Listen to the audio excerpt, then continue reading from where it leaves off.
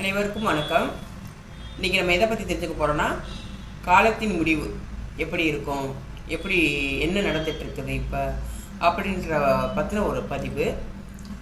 நிறைய பேருக்கு கடவுள் நம்பிக்கை இருக்கும், நிறைய பேருக்கு கடவுள் நம்பிக்கை இருக்காது. ஒரு சிலருக்கு ஒரு சிலர் சொல்கிறது புரியும், ஒரு சிலருக்கு புரியாது. புரிகிறது புரியாதெல்லாம் அவங்களோட சிந்தனைக்கு தக்கன. சரிங்களா? உங்களுக்கு புரிஞ்சால் அந்த வீடியோவை நம்பிக்கை இருந்தால் ஃபுல்லாக பாருங்கள். இல்லை இது ஒரு புரியாமல் இருக்குன்னா பார்க்க வேண்டாம். சரிங்களா? புரியுறவங்களுக்கான பதிவு இது. மக்களை காக்கணும், மக்கள் நல்லா இருக்கணும், எல்லோரும் நல்ல முறையில் இருக்கணுன்றதான் என்னோடய ஆசை. அது கடவுளோட சிந்தனையும் அதுதான். சரிங்களா? கடவுள் சொல்லப்பட்டு நான் சொல்லிகிட்டு இருக்கிற வார்த்தைகள் அது. இப்போ வீடியோக்குள்ளே போவோம். இப்போ என்னன்னு கேட்டுட்டிங்கன்னா, காலம் கடைசி காலம் ஆகிட்டுருக்குது. நம்ம அன்றாடம் வாழ்கிற வாழ்க்கைகள் அனைத்து நாம் தான் முடிவு பண்ணி நாம் தான் ஓட்டிகிட்ருக்கோன்ற ஒரு சிந்தனையோடு நம்ம ஓடிட்டுருக்கோம். ஆனால் நம்ம இயக்கிக்கிட்டு இருக்கிறது ஒரு கடவுளோட இயக்கம்ன்றது நம்ம மறந்துடும் ஒரு சில நேரங்களில். சரிங்களா? நமக்கு வேற ஒரு கடவுள் இருக்கிறாரு, அவர்னால தான் நம்மளாம் இயங்கப்படுகிறோம். இன்றைக்கி நம்ம பேசுகிறோம், நடக்கிறோம், சிரிக்கிறோம், எல்லாம் பண்ணுறோன்னா இந்த இயக்கம் பூரா கடவுளால் தான் நமக்கு இயங்கப்பட்டுருக்குறோம். சரிங்களா? அவரோட இயக்கம் இல்லைன்னா நாம் இல்லை, சுத்தமாக கிடையாது. நம்மளால் எதுவுமே பண்ண முடியாது. அப்படின்னு அவரோட இயக்கம் இல்லாமல் நின்றுச்சுன்னா நம்ம நின்றுடுவோம், அப்படியே எதுவுமே பண்ண மாட்டோம். உயிர் இருக்குது, அதனால தான் நம்ம ஓடிட்டுருக்கோம், அதுதான் நம்மளை செயல்படுத்துது. அது உயிர் இருக்கிறதுனால தான் கடவுளோட இயக்கங்கள் நமக்குள்ளே நம்ம இயங்கிக்கிட்டு இருக்கோம். சரிங்களா? அது எல்லாம் ஒரு சக்தி தான். இப்போ ஒரு காந்தத்தை கொண்டு இருப்பை கொண்டு வச்சோம்னா எப்படி இருக்குது, அது ஒரு சக்தி. அது மாதிரி நம்ம ஃபோன் பேசுகிறோம்னா அந்த பவர், அந்த காற்றலை மூலியமாக நம்ம எல்லாமே ஃபோன் பேசுகிறது எல்லாமே நம்மளுக்கு கிடைக்குது. இது எல்லாமே நம்ம கண்ணுக்கு தெரியாது. இப்போ நான் பேசிகிட்டு இருக்கிறேன்னா அதனோட இதை நான் கண்ணால் பார்க்க முடியாது.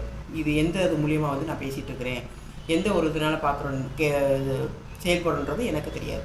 ஆனால் ஃபோன் பேசுகிறது எல்லாம் பண்ணுறது போல் இப்போ எல்லா விஷயமும் இப்போ ஃபோனில் வர எல்லா விஷயமே ஏதோ ஒரு இயக்கத்தை கொண்டு தான் நம்ம இயங்கிக்கிட்டு இருக்குது.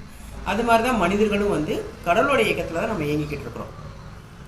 இப்போ என்ன நடக்க போகுதுன்னா, எல்லாரையுமே நம்ம அவங்கவுங்க வாழ்க்கையை வாழ்ந்துட்டுருக்குறோம் இல்லையா? திடீர்னு பார்த்திங்கன்னா நம்ம குடும்பத்தில் ஒரு பயங்கர பிரச்சனைகள் இருக்கும். எப்படா இப்படிலாம் அப்படி நடக்குது, இது இருந்து எப்படா மீள போகிறோம்? ஒரு குடும்பத்தில் இருக்கிற யாருக்காவது ஒரு பயங்கரமான நோய்கள் அதாவது தொழிலவே ஸ்டாப் பண்ணி, அவங்க ஓடிட்டு இருக்கிற தொழிலவே ஸ்டாப் பண்ணி, குடும்பத்தில் இருக்கிறவங்களோட தொழில் பொருளாதாரம் எல்லாத்தையும் ஸ்டாப் பண்ணி, நோய் செலவு இந்த மாதிரி கொண்டாந்து வச்சுட்டு அப்படி சுற்றி பார்த்தா நம்மளை சுற்றி ஏதோ ஒரு வேலி அடித்தது போல் இருக்கும். நம்ம குடும்பம் எதுவுமே செயல்பட முடியாது, ஸ்டெப்பே எடுத்து வைக்க முடியாது. அந்த மாதிரி ஒரு சூழ்நிலைக்கு நம்ம குடும்பங்கள் தள்ளப்பட்டிருக்கோம். அதுக்கு காரணம் என்னன்னு கேட்டிங்கன்னா, நம்ம இவ்வளோ காலம் கடந்து வந்த காலங்களில் நம்மளோட கணக்கு எடுக்கிறதுக்காக அவங்களோட வாழ்க்கையை ஸ்டாப் பண்ணி வச்சுருவாங்க. சரிங்களா? நம்ம என்னென்ன பண்ணியிருக்கிறோம், ஏது பண்ணிகிட்ருக்குறோம், இவ்வளோ காலம் நம்ம என்ன பண்ணணும், நல்லது பண்ணியிருக்கோமா, கெட்டது பண்ணியிருக்கிறோமா, எப்படி நம்ம சம்பாரிச்சிருக்கிறோம், யாருக்கு எந்த பிரச்சனையும் இல்லாமல் நம்ம சம்பாரிச்சிருக்கிறோமா, யாரும் கெட்ட சொல்லாமல் வந்திருக்கிறோமா, யாரோட பாவத்தையும் விழுகாமல் இருந்திருக்கிறோமா, யாருக்கு மனநோக்காமல் நடந்திருக்கிறோமா, நம்ம எப்படி வாழ்ந்துருக்குறோம் அப்படின்றதுக்கான ஒரு கணக்கெடுப்பு. அது ஒரு குடும்பத்தில் பயங்கர சூழ்ச்சி சூழ்ந்து நிற்கிதுன்னா அப்போ அந்த குடும்பத்தில் கணக்கெடுப்பு எடுக்க ஆரம்பிக்கிறாங்கன்னு அர்த்தம். எல்லா கணக்கும் எடுப்பாங்க. எடுத்துட்டு யார் என்ன பாவம் செஞ்சுருக்கிறோம், நம்ம என்னென்ன பண்ணியிருக்கிறோம். சும்மா எக்ஸாம்பிள் ஒரு சின்ன வியாபாரம் கூட பார்க்குறோன்னு வச்சுக்கோங்க. அந்த வியாபாரத்தில் கூட நம்ம அதிகப்படியான லாபங்களை வச்சு நம்மளுக்கு அது நேரம் ஒரு சுழற்சி இருக்கும், நல்லா ஓடுற ஒரு சுழற்சி எடுத்திருக்கோம். நம்ம அதை பயன்படுத்தி என்ன செஞ்சுருப்போம், தப்பாக நம்ம நல்லவங்களாக இருப்பாங்க. ஆனால் அவங்க சம்பாதிக்கணுன்றதுக்கு ஒரு காரணத்துக்காக அதிகமான லாபங்களை வச்சு அவங்க அந்த வியாபாரத்தை பார்த்துட்டு இருந்திருப்பாங்க. இப்போ ஒரு 10 ரூபா பொருள் ஒரு 30 ரூபாய்க்கு கொடுத்துட்றாங்க. என்ன ஒரு 5 ரூபா வச்சா அது ஒரு கரெக்டான மொழி.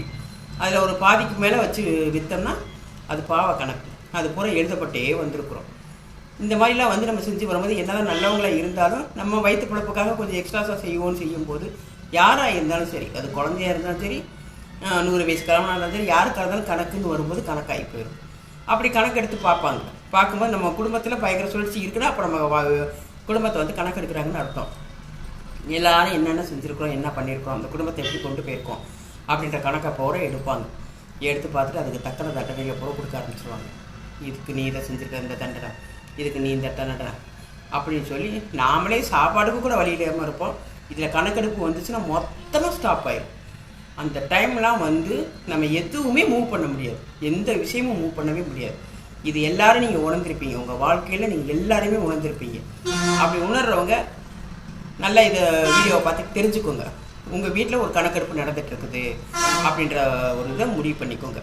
அந்த கணக்கெடுப்பில் நம்ம ஓரளவுக்கு நம்ம வயிற்றுக்காக ஏதோ ஒரு அளவுக்கு சின்ன சின்ன பிரச்சனைகள் செஞ்சுருக்கோம், தப்பு செஞ்சுருக்கோம்னா அதுக்கு தக்கன தண்டனை கொடுப்பாங்க. அதுக்கப்புறம் அதை விட பெருசாக காசுக்காக ரொம்ப அநாகரிகமாக நடந்துருந்தோம்னா அந்த வீட்டில் இருக்கிறவங்கள உயிர் எடுக்கிறதோ இல்லை எத்திரிக்கவே முடியாத ஒரு நோய்களோ இந்த மாதிரி ஒன்று விஷயங்களை நமக்கு கொடுத்துருவாங்க. கணக்கெடுக்கும் போது இதுதான் நடக்கும். ஆனால் எல்லா குடும்பத்துலேயும் கணக்கெடுப்பு நடக்கும், எல்லா குடும்பத்துலேயும் கணக்கெடுப்பு நடக்கத்தான் செய்யும்.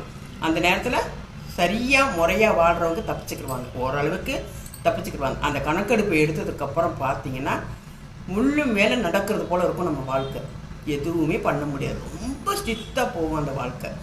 அப்போல்லாம் ரொம்ப கடினமாக தான் போயாகணும், வேறு வழி கிடையாது. அந்த மாதிரி இருக்கும்.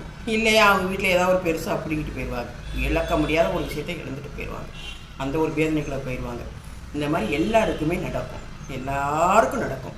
எல்லாம் ஒரு சிலர் வந்து இதெல்லாம் என்ன அப்படின்ற மாதிரியான ஒரு எண்ணங்கள் அவங்களுக்கு இருக்குது. நான் தான் என்னால் எல்லாம் செய்ய முடியும்னு நினைப்பாங்க. ஆனால் ஒரு செகண்ட் போதும், ஒரு மனுஷனோட வாழ்க்கை தரத்தை மாற்ற ஒரு செகண்ட் போதும். அப்படியே பரட்டி போட்டுரும் காலம். இப்படி இருக்கிறவங்களும் அப்படி பரட்டிடும், அப்படி இருக்கிறவங்களுக்கு இப்படி பரட்டிடும். அதனால் எல்லாமே காலத்தோட கணக்கில் தான் நம்மளோட வாழ்க்கை பயணம் போயிட்டுருக்குது. அதனால் கணக்கெடுப்பு வரும்போது இப்போ நிறையா பேருக்கு அந்த கணக்கெடுப்பு ஓடிட்டு தான் இருக்குது. எல்லாரோட வீடுகளும் வீட்டுக்கு வீடு பிரச்சனைகள், பயங்கர பிரச்சனைகள், நோய்கள், சரியான நோய்கள் அப்படியே ஆட்டி பட்டச்சு அலங்கோலம் பண்ணிகிட்டு இருக்குது ஒவ்வொரு குடும்பத்தையும். சரிங்களா? இது கடைசி காலம், நீங்கள் எங்கே வேணாலும் கேட்டு பாருங்கள், கடைசி காலம் ரொம்ப மோசமான காலமாக போயிட்டுருக்குது. இதில் கொஞ்சம் சுதாரிச்சுக்கோங்க, எல்லாருமே சுதாரிங்க, நான் சொல்கிறேன் சுதாரிங்க. சரிங்களா? நீங்கள் வந்து குடும்பத்தில் இவ்வளோ காலம் எப்படி போச்சோ போகட்டும். இனிமேட்டுக்கு கடவுள்னு ஒருத்தர் இருக்கிறார். சரிங்களா? நம்மளை காக்கிற கடவுள்னு ஒருத்தர் இருக்கார். அவருக்கு நம்ம மேலே அன்பு அதிகம், நம்மளை முடிஞ்ச அளவுக்கு மீட்கணுன்ற ஒரு இதில் இருப்பார். 1000 தான் நல்லவங்களாக இருந்து அவங்களுக்கும் கணக்கெடுப்பு வந்து அவங்களும் பாதிக்கப்பட்டு போனாங்கன்னா கண்டிப்பாக அவங்க வந்து கடவுளை நம்புங்க. நான் சொல்கிற வார்த்தைகளை நம்புங்க. சரிங்களா? இப்போ நீங்கள் இந்த வீடியோ பார்த்துருக்கீங்க, முழுமையாக நம்புங்க. நீங்கள் கணக்கெடுப்பில் போயிருக்கீங்க, பயங்கர கஷ்டத்தில் இருக்கிறீங்க, நான் நல்லவன் தான், நாங்கள் நல்லவங்க தாங்க, எந்த தப்பும் நான் செய்யவே இல்லைங்க, ஏங்க என் குடும்பத்தை அப்படி சூழ்ச்சி போட்டு ஆட்டுன்னா, நீங்கள் நல்லவங்களாக இருக்குன்னா உங்களால் தாங்கக்கூடிய சூழ்ச்சி தான் ஓடிட்டுருக்கும். அதுலேருந்து நீங்கள் மீட்கிறதுக்கு கடவுளை நம்புங்க. கடவுள் நமக்கு எல்லாத்துக்கும் மேலே இருக்கார். இது கடவுளுக்கு கீழே நடக்கப்பட்ட சரியால் வரப்பட்ட வினைகள் தான் இவ்வளோ காலமாக நம்மளுக்கு ஓடிட்டுருக்குது.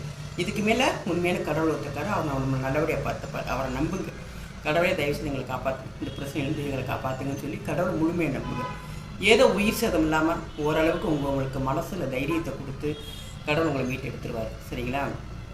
உங்களுக்குள்ள தான் கடவுள் இருக்கார், யாருக்கிட்டையும் கடவுள் கிடையாது. இங்கே அங்கெல்லாம் கடவுள் கிடையாது, உங்களுக்குள்ள தான் கடவுள் இருக்கார்.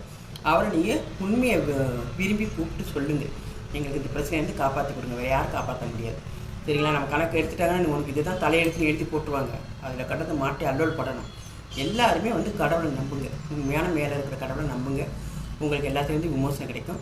ஆனால் கணக்கெடுப்பு உண்மை தான், எல்லோரும் மாட்டி முழிக்கிறதும் உண்மை தான். மக்களாக இருக்கிறவங்க அவஸ்து படத்தான் செய்கிறோம். இதுக்கு ஒரே தீர்வு உண்மையான கடவுளை நோக்கி நம்ம பயணம் போகணும்.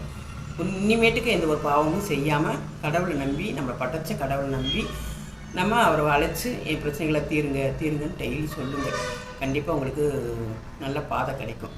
சுற்றிலும் ஒரு பயங்கர மோசமான உலகம் போயிட்டுருக்குது, எல்லாருக்குமே பிரச்சனை தான். கடவுளை நம்பி உங்களை நீங்கள் மாற்றிக்கோங்க. சரிங்களா? அதுதான் நம்மளுக்கு ஒரு முடிவு, அதை தவிர வேறு இல்லை. இன்றைக்கி நானும் சொல்கிறேன், என்னோடய வார்த்தைகளை கேட்டு ஆமான்னு நம்புறீங்களா? நாம் இவங்க சொல்கிறது உண்மைன்னு சொன்னால் கண்டிப்பாக என்னோடய வார்த்தையை நம்புங்க. என் வார்த்தையில் உண்மையும் இருக்கும், சத்தியமும் இருக்கும், அதில் ஒரு செயல்பாடும் இருக்கும். நீங்கள் நம்புனீங்கன்னா, ஆமாம் அவங்க சொல்கிறது சரிதான் சொல்லி நம்புனீங்கன்னா உங்கள் குடும்பத்தில் இன்னையோட எல்லா பிரச்சனையும் தீரும். பிரச்சனையிலேருந்து நீங்கள் தப்பிக்கிறதுக்கான பாதைகள் உங்களுக்கு கண்டிப்பாக கடவுள் காட்டுவார். நான் சொல்கிறேன், என் சொல்ல கேட்டு நீங்கள் ஆமான்னு நம்புனீங்கன்னா உங்களுக்கு இருக்கிற பிரச்சனைகள் எந்த ஒரு பிரச்சனையாக இருக்கட்டும், எப்படி அப்படி பிரச்சனைகளாக இருக்கட்டும், நம்பி ஆமாம் இவங்க சொல்கிறது உண்மைதான்றதை நம்புங்க. கண்டிப்பாக உங்களுக்கு கடவுள் அதுக்கான பாதையை கண்டிப்பாக காட்டுவார். உங்களுக்கு இருக்கிற தடைகள்லாம் நீங்கி அந்த பாவத்திலேருந்து வெளியே வர்றதுக்கு நிறைய உதவி செய்வார். சரிங்களா? நன்றி, வணக்கம்.